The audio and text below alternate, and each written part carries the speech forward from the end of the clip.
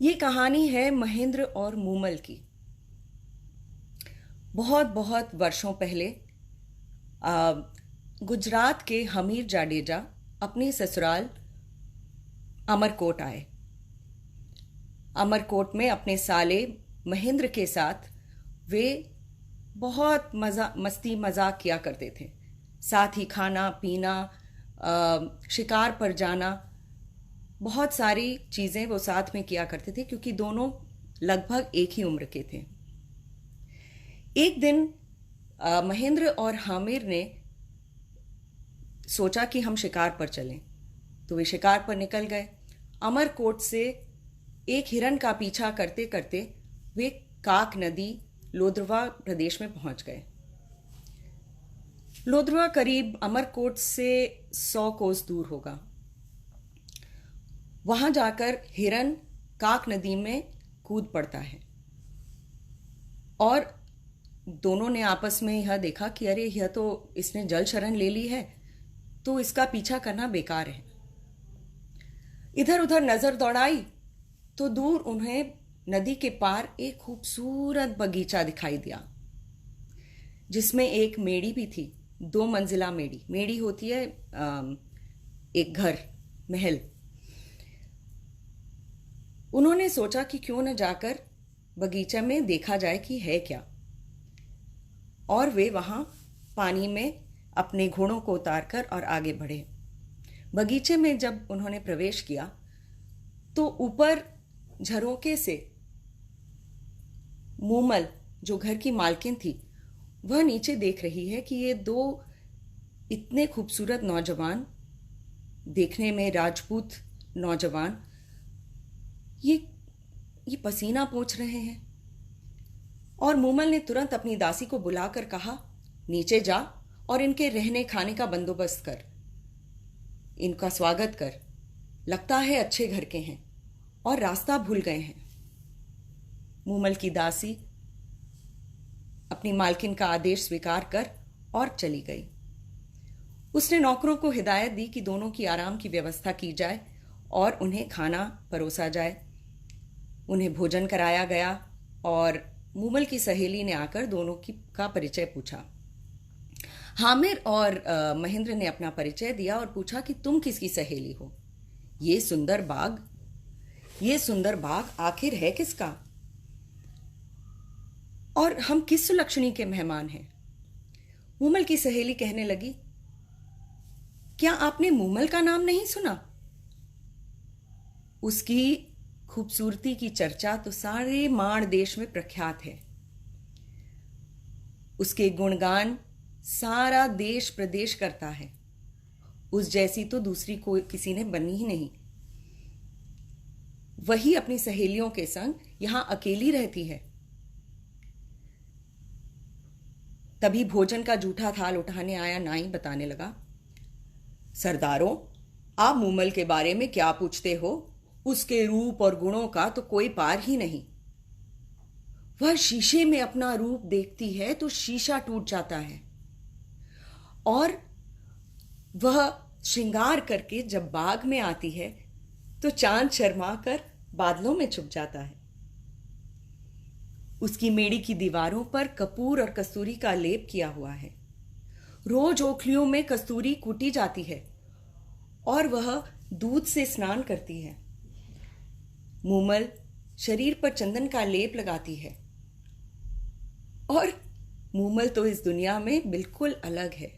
भगवान ने ऐसी किसी बनाई ही नहीं।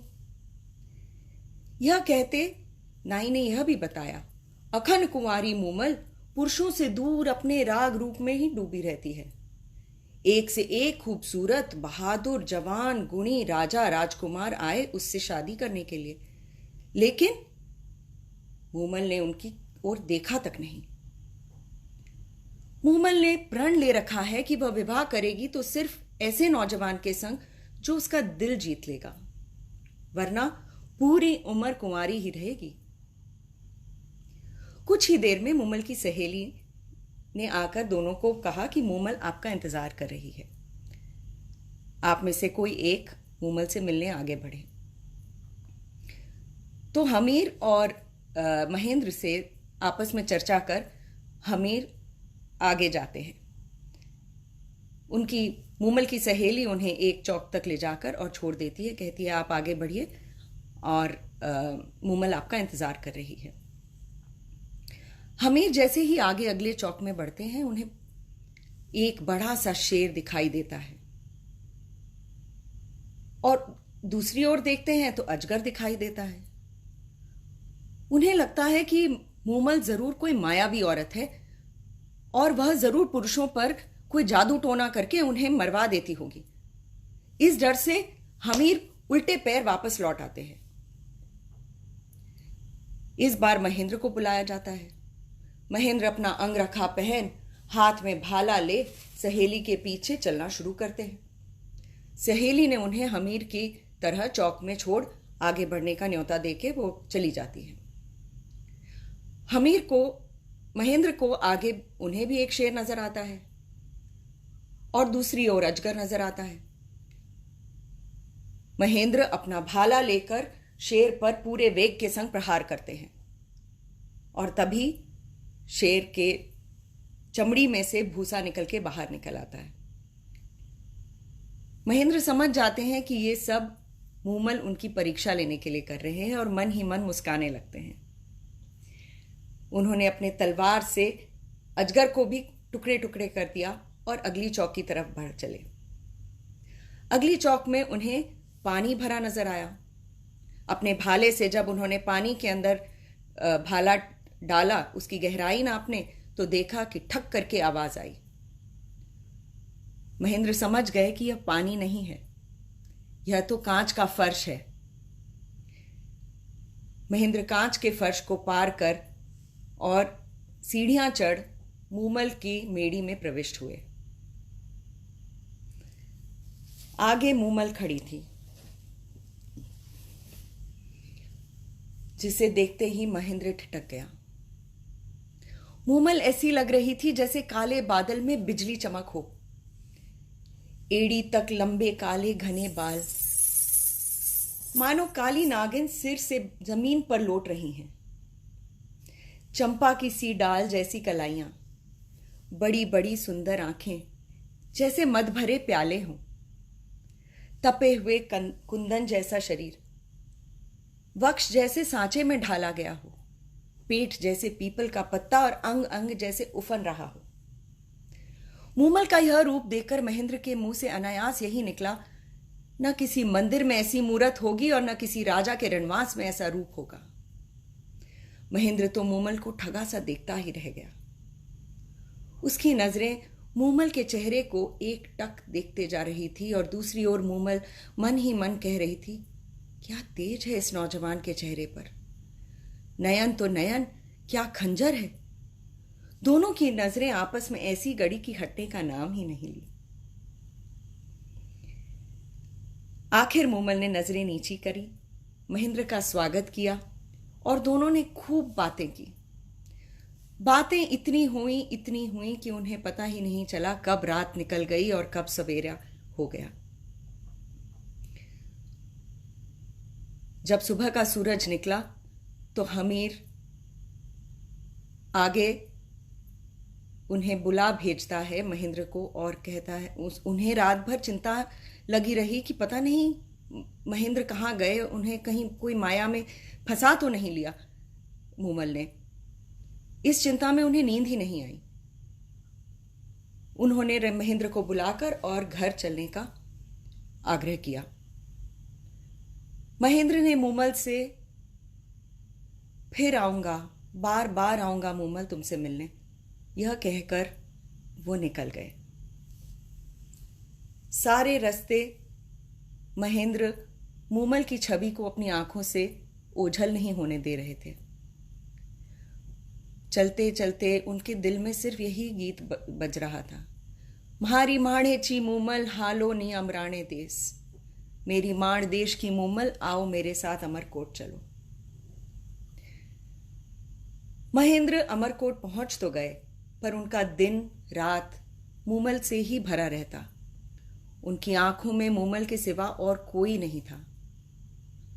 हालांकि ये बता दूं कि महेंद्र पहले से ही विवाहित थे उनकी 7 पत्नियां थीं। उन्हें अब ये हुआ कि मूमल से किस तरह मिला जाए।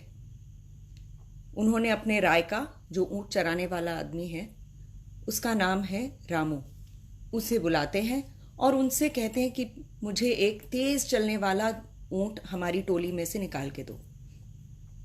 रायका रामू चीतल नाम का एक ऊंट लाकर उन्हें पकड़ाते हैं कि ये है सबसे तेज चलने वाला ऊंट।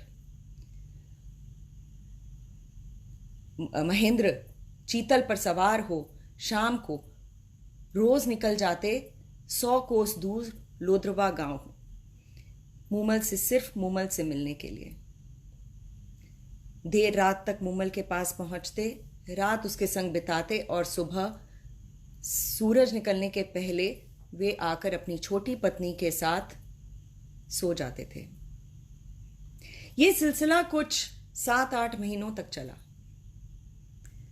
यही सिलसिला, रोज जाना, रोज आकर छोटी पत्नी के पास सो जाना।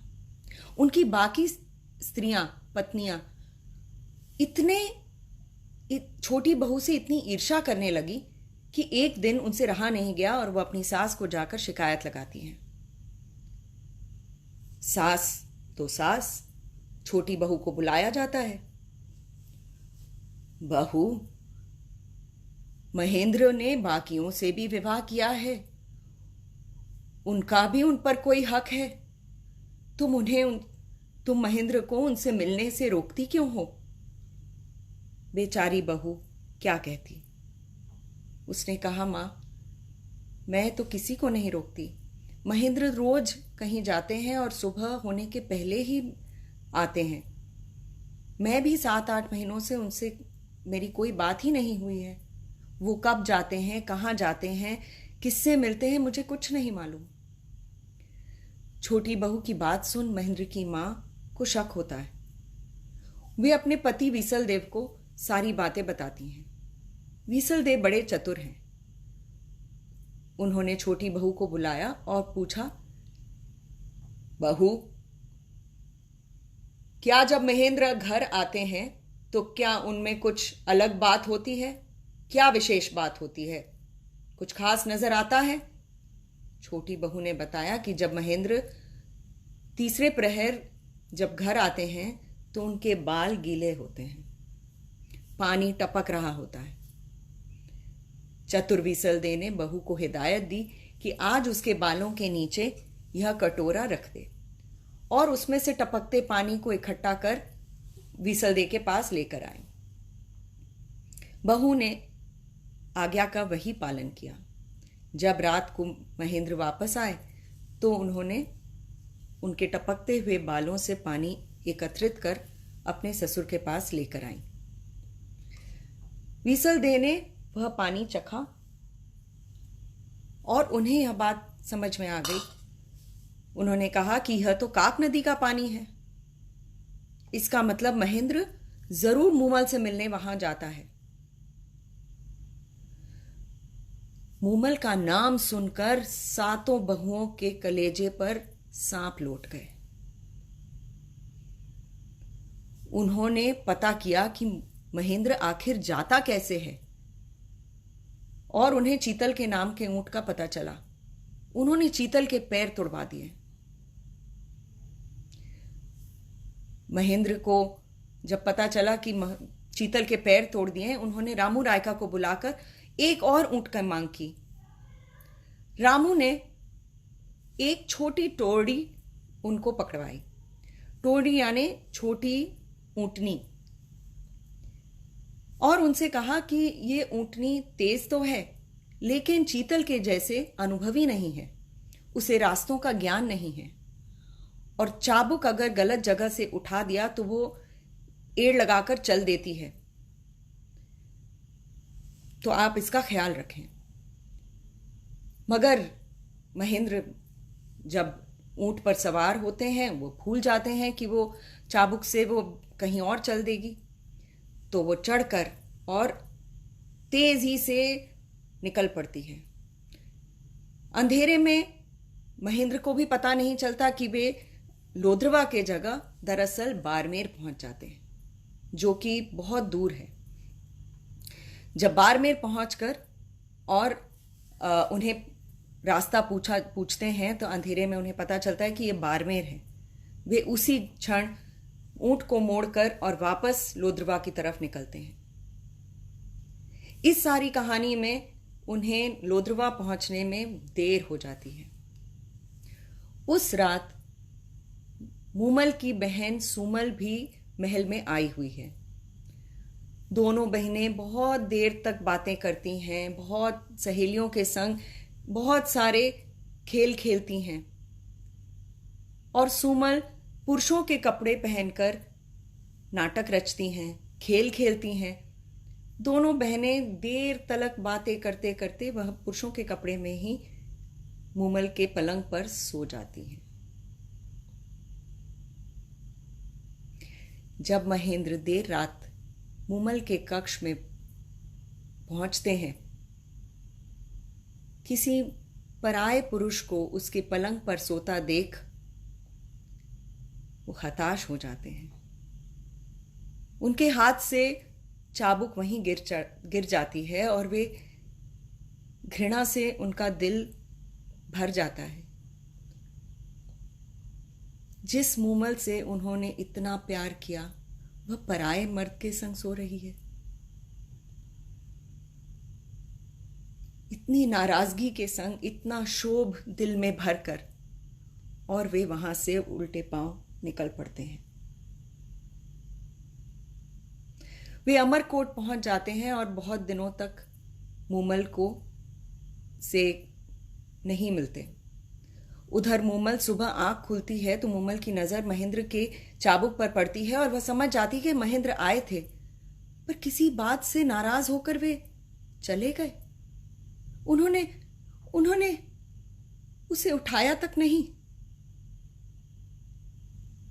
वह पता नहीं किन कल्पनाओं में डूब जाती है। उसे समझ ही नहीं आता कि उसे क्यों महेंद्र उसे ऐसे छोड़कर चले गए। महेंद्र के वियोग में उसका श्रृंगार छूट जाता है। उसकी कंचन सी काया काली पड़ने लगती है। उसका दिल खाने पीने में भी नहीं लगता।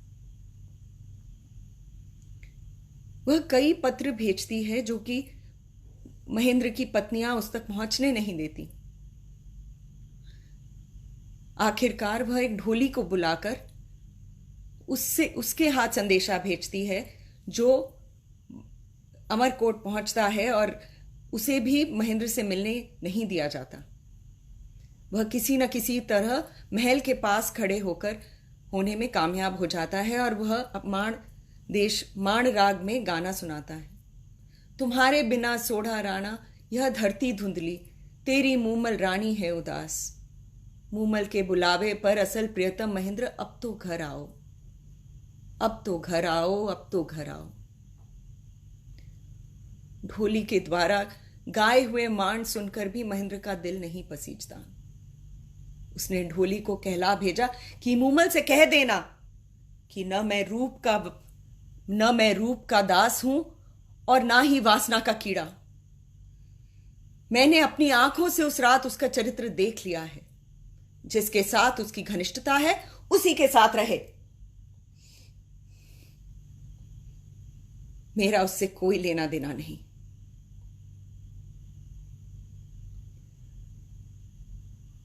यह सारी बातें ढोली के मुंह से सुनकर महेंद्र मूमल का दिल टूट जाता है। उसे सारी बात समझ में आती है और वह समझ जाती है कि कितनी सारी गलतफहमियां यहां पर पैदा हो गई हैं। वह तुरंत अमरकोट जाने के लिए रथ तैयार करवाती है और अपना डेरा अमरकोट में पहुंचकर लगाती है और महेंद्र को समाचार भिजवाती है कि वो आकर उनसे मिले और उनकी गलतफहमियां वह दूर कर देगी। महेंद्र उनका आग्रह स्वीकार करते हैं और सुबह मिलने का वादा कर देते हैं। रात को महेंद्र को सूझता है कि क्यों ना मैं यह परीक्षा लूं कि मूमल मुझसे कितना प्यार करती है। सो सुबह अपने जाने के पहले अपने नौकर को बुलाकर वह समझा बुझाकर मूमल के डेरे पर भेजते हैं। नौकर रोता पीटता मूमल के पास पहुंचता है। महेंद्र जी को काले नाग ने डस लिया, महेंद्र जी को काले नाग ने डस लिया, उनकी मृत्यु हो गई है, उनकी मृत्यु हो गई है। यह सुनकर बेचारी मूमल वहीं पछाड़ खाकर गिर पड़ती है। उसके प्राण पखेरु हो जाते हैं। वह महेंद्र से वियोग का सोच भी नहीं सकती, वह उसके बगैर रह ही नहीं सकती। बेचारी मूमल, उसके प्राण पखेरु हो जाते हैं। नौकर के बाद से यह सारी बात सुनकर महेंद्र पागल हो जाते हैं। मूमल की मृत्यु का समाचार मिला तो महेंद्र मेरी प्यारी मूमल, मेरी प्यारी मूमल, मेरी प्यारी मूमल कह कह कर सारी उम्र यूं ही गुजार देते हैं।